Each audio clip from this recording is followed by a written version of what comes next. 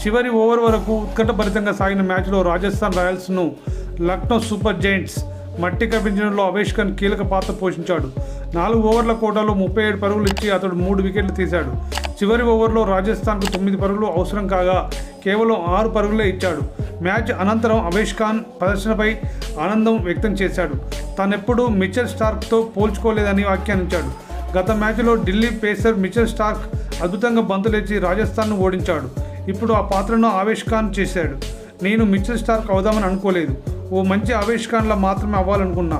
ప్రతి బంతిని కట్టుదిట్టంగా సంధించాలని భావిస్తా. నా బలం యార్కర్లు. నేను బంతిని వేయడానికి అదనంగా 10 సెకండ్లు తీసుకోవడం కలిసొచ్చింది. మంచిగా బౌలింగ్ చేసేందుకు అదే సహాయపడింది. నేను ఎప్పుడు స్కోర్ బోర్డును అసలు చూడను. ఎలా బంతిని వేయాలనే దానిపై దృష్టి సారిస్తా. నేను 9 పరుగులను కాపాడుకోవాలని తెలుసు. తొలి 3 బంతుల్లో బౌండరీ రాకపోతే వారిపై ఒత్తిడి ఇంకా ఎక్కువ అవుతుంది. అప్పుడు మ్యాచ్ మా వైపు తిరుగుతుందని భావించా. అలాగే జరిగింది అని అవేష్ వెల్లడించాడు.